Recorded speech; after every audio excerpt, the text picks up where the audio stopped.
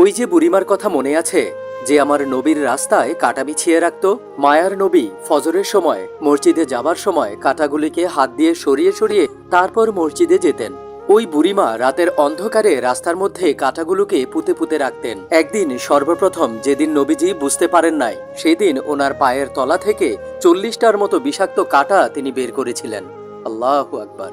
এরপরে নবীজি কাঁটাগুলোকে দু হাতে সরিয়ে আমার নবী, রহমতের নবী, সারোয়ারে দুজাহান মসজিদে যেতেন।